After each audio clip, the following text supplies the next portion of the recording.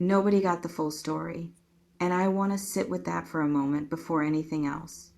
Because there's something very specific about the kind of transformation that happens privately, that happens in the interior of a person, in the quiet of their own life, without witnesses, without documentation, without anyone present who could later say, I saw that, I watched what that cost, I was there for the before and the after, and I understand what changed. Nobody was there for yours, not fully, not for the real version of it.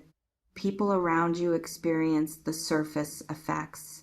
They noticed you seemed different, quieter in certain ways, or more settled, or less available for things that used to claim your energy easily.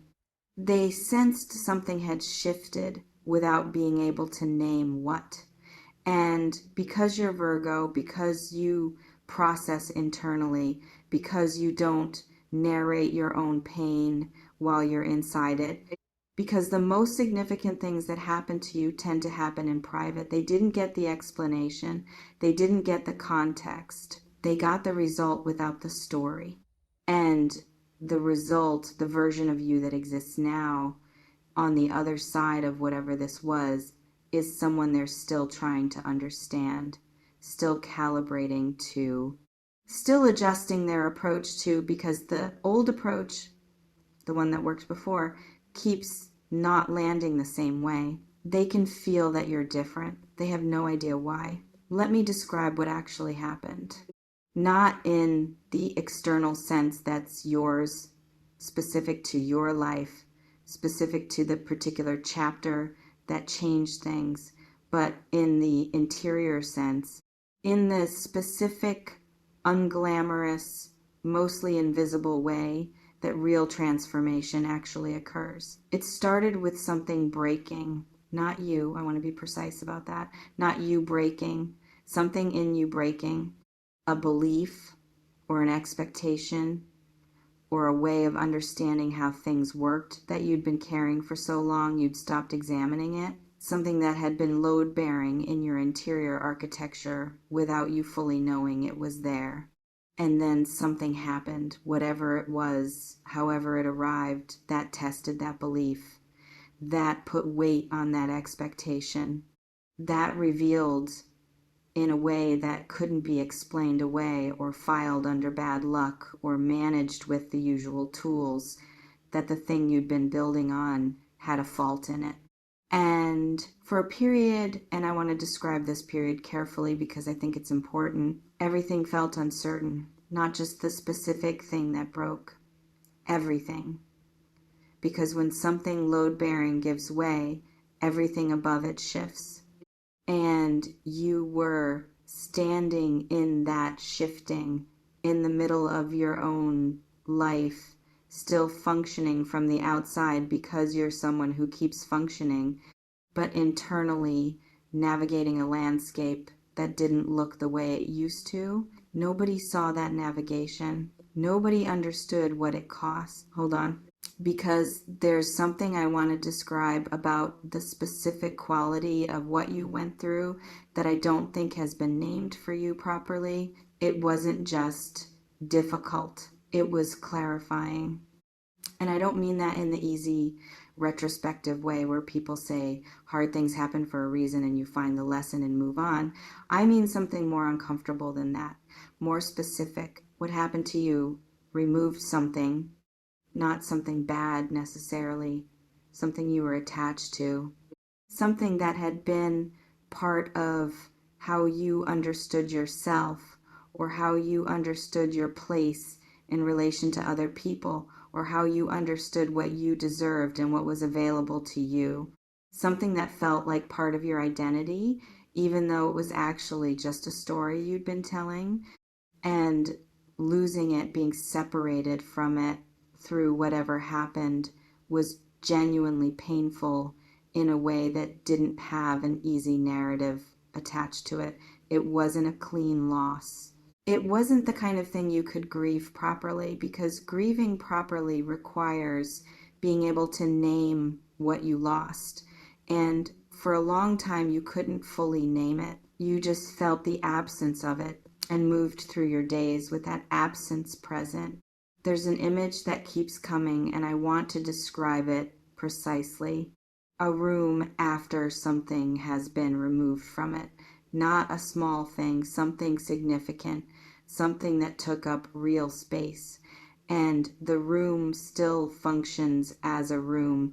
You can still live in it, still move through it, still use it for all the purposes a room serves. But there's a different quality to the light in it now, and a different quality to the silence.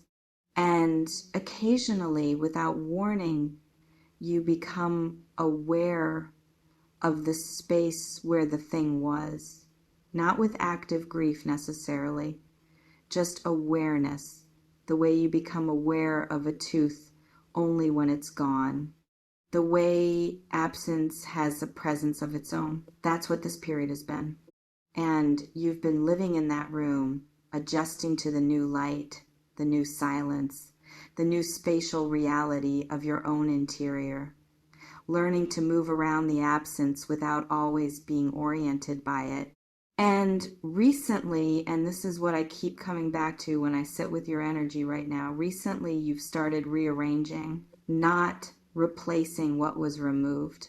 Something more interesting than that. Using the space, filling it differently, discovering that what you thought was lost was also underneath the grief of it, the arrival of room you didn't know you needed. The more I sit with this, the more I keep finding something about who you are now that I want to describe carefully, because this is the part they can feel without understanding. You're less available, not less warm. I want to be precise about that because the distinction matters. Not less kind, not less interested in people, not less generous in the ways you've always been generous, but less available in a specific way, less accessible to certain kinds of drain, less willing to orient yourself around other people's comfort at the expense of your own center. Something in you has stopped apologizing for taking up space. And that's a significant thing, because there was a version of you that used to do a particular kind of shrinking, subtle enough that most people wouldn't have named it as shrinking. More like an automatic accommodation, a reflexive adjusting of your volume, your needs, your presence, to fit the space other people left for you, rather than claiming your own space and letting others adjust. That reflex has quieted, not disappeared entirely. These things don't disappear entirely, but quieted enough that the default has changed. The starting position has shifted. You begin now from a place of, I am here, this is who I am, this is the space I occupy, and let the adjustment happen in the other direction. And people feel that. They don't always have language for it.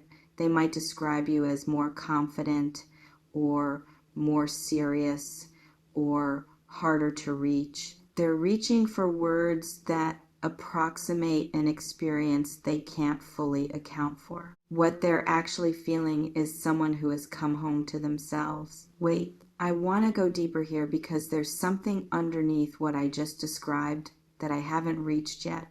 The person in this title, the one who can feel it without knowing what happened, I keep getting something specific about their experience of you. And it's more interesting than simple confusion. They're unsettled. And I want to describe what that unsettledness actually feels like for them. Because it's not negative exactly. It's more like the feeling of encountering something you thought you understood and discovering there are depths to it you hadn't accounted for. The specific, slightly humbling experience of realizing your map of someone doesn't match the territory. They had you mapped. Everyone builds internal maps of the people in their lives. Shortcuts, quick reference versions of who someone is, how they work, what they respond to. It's not cynical. It's how human cognition handles the complexity of relationships. You build a model and you interact with the model, rather than continually starting from scratch. Their model of you is no longer accurate. And every time they interact with you, every time they reach for the familiar shortcut and find that it doesn't quite work anymore, that you respond differently than predicted, that the version of you they're operating from and the version of you that actually shows up are increasingly misaligned. Something shifts in how they relate to you. They have to put in more attention, more actual, present, can't rely on assumptions, attention. And that attention, that being required to actually see you rather than rely on their cached version of you, is doing something to how they feel about you. I don't think that's quite it. Actually, let me try again.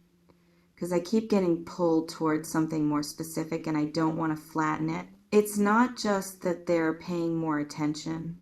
It's that the attention is revealing something they find compelling in a way they weren't prepared for. Because the version of you that existed before, the one they had mapped, the one they thought they understood, that version was impressive in certain ways, capable, thoughtful, the specific Virgo qualities that people respond to, but it was also, in some way they couldn't have articulated at the time, slightly readable, slightly predictable in its generosity, slightly reliable in ways that, if they're honest, they may have taken for granted. This version has an interiority they can sense but can't access, a depth that doesn't announce itself but makes itself felt, a quality of someone who has been somewhere significant and returned, changed, and who isn't going to explain the journey but carries it visibly in how they move through the world. That quality is magnetic in a specific way,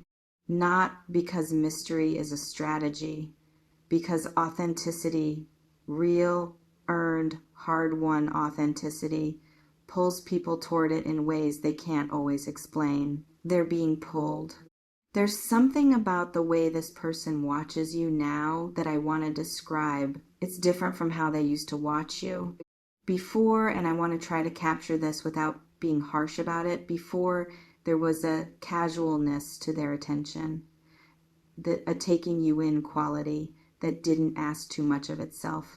The kind of observation that notes and moves on, that registers surface things without feeling compelled to go deeper. Now there's something more searching in it, like someone trying to read a text in a language they mostly know, but that has started to use words they don't recognize, still comprehensible in the broad strokes. But the specific meaning, the precise thing being communicated, keeps slipping past them. And they keep looking, not intrusively, but persistently, in the way of someone who has decided, without quite deciding it consciously, that understanding you has become important to them, not as a project, as a need. Something that has moved from optional to felt necessary in a way they couldn't trace to a specific moment. They want to know what happened, not because they're entitled to it, because they feel the significance of it in your presence and can't be in your presence without feeling that significance, and can't feel that significance without wanting to understand its source.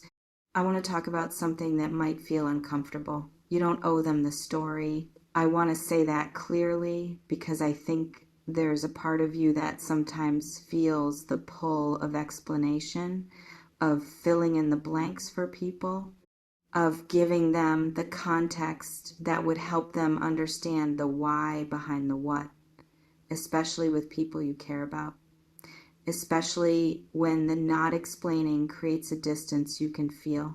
But some chapters are yours. Some transformations happened in private because they needed to happen in private, because the process required a kind of silence, a kind of protected interiority that witnessing would have disrupted. And the fact that nobody was there, the fact that you went through it alone in the quiet of your own experience, that's not a gap in the story. That is the story.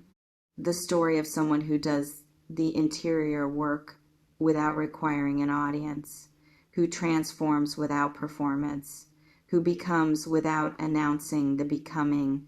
That's the whole thing.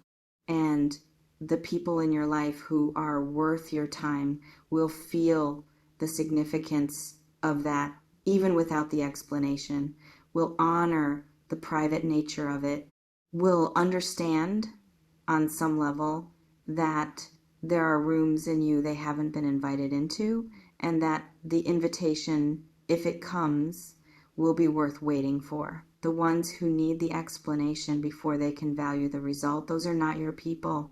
There's something coming in this connection with this person who can feel the change without understanding it. And I want to try to describe its quality. A conversation, but not the kind either of you would plan. Not the kind that comes after we need to talk. More like the kind that happens in the middle of something else, in the space between two ordinary things, where something real surfaces, not because the moment was constructed for it, but because the accumulated weight of everything unspoken finally finds a crack to come through. And in that conversation, in that unplanned, slightly surprising moment of actual honesty, they're going to ask you something or say something or reveal something about how they've been experiencing you that's going to land in a way you weren't quite prepared for, because it's going to show you how visible you've been, even without the story, even without the explanation, even without you narrating the transformation you've been living through. They saw it imperfectly, without the context that would have given it full meaning. But they saw it, they registered it, they were moved by it in ways they've been trying to understand. And there's something quietly profound about being seen without being explained, about your becoming, being visible even in its silence. I want to say something about what this period has made you capable of, because I think you're still in the process of discovering the full scope of what changed, and I want to try to describe some of it from the outside. Your bullshit tolerance is different now. I want to say that precisely because I think it's the most practically significant thing. Not in a cynical way, not in the way of someone who has become hard or closed or prematurely certain that people will disappoint. In the specific way of someone whose sensitivity has been refined rather than dulled by what they went through. You can feel the difference between something real and something performed now in a way you couldn't before. Not because you became suspicious, because you became accurate. Because the thing you went through required you to develop a more precise instrument for distinguishing between what is genuine and what is constructed. And that instrument, that refined sense of what is actually real in a person or situation, that's going to protect you in ways you won't always notice. Protect you by making certain things simply not appealing anymore, by making the performances that used to work on you land differently now, by making authenticity not just preferable but necessary in a way it wasn't before.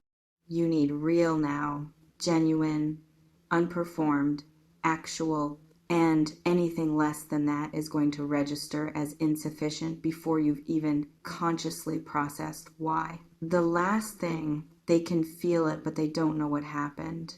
And there is something I want to leave you with that I think matters, something quietly powerful about that particular configuration. Because usually we think of being unknown as a vulnerability, as something that creates distance, as the thing that prevents real connection from forming. We think people need to know our story to truly see us.